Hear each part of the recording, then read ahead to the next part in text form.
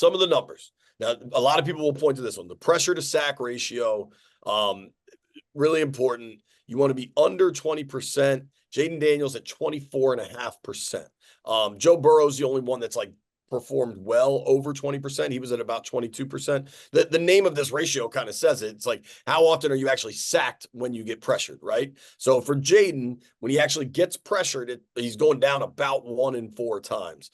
That is similar company to Howell, Levis, Justin Fields, Desmond Ridder, who I think stinks.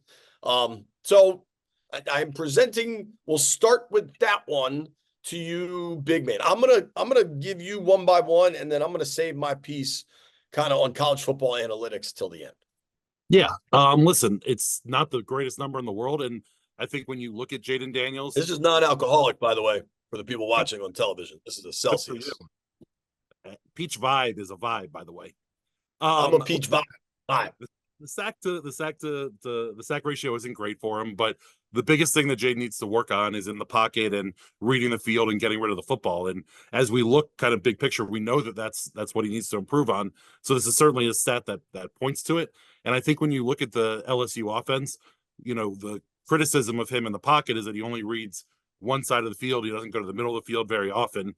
And if you're only reading one side of the field and that side of the field is covered, I understand why he took some sacks, because at that point, you know, he's in scramble mode and trying to make a decision. So yes, that is certainly the area of the game that he needs to improve on as well. At the end of the day, neither of these guys are perfect prospects, and I'll even include Caleb Williams in that. There's going to be negatives to these guys and places in their game that they need to improve to be successful on the NFL level. And a lot of that's going to come from both the quarterback themselves, but also the coaching that they're doing and the offense that's installed for them.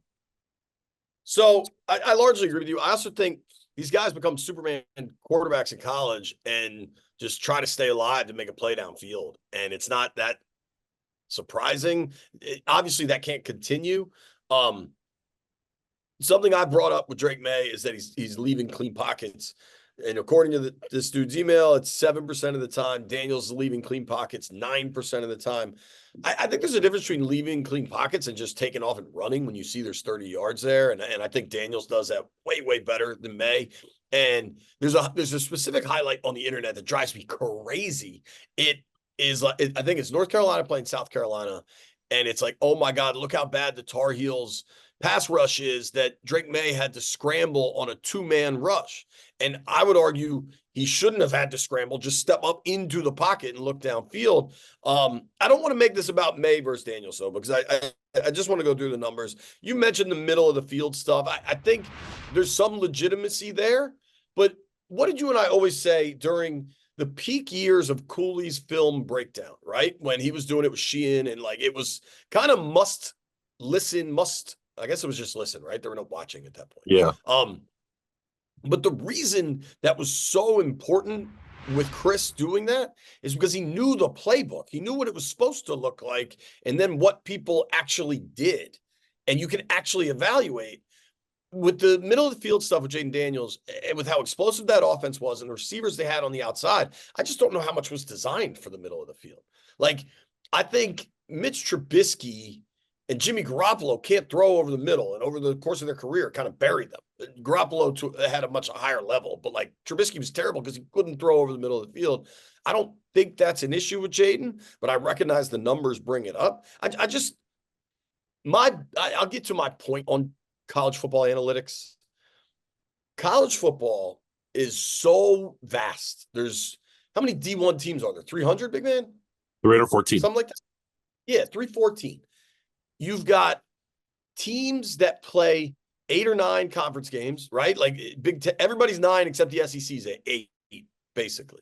Right. The other games they're playing are some high level.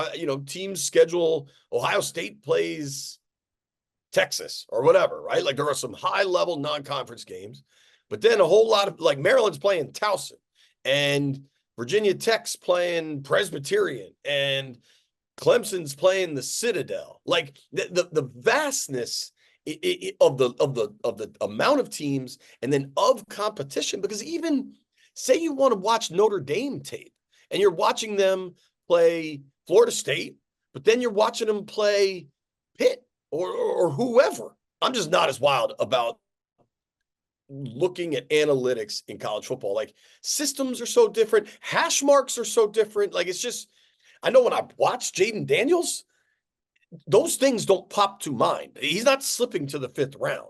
So like if you want to straw man a statistic that can put these two in the same silo, cool, but like talk to scouts, watch the tape. Like it just looks different. I will stop shouting now.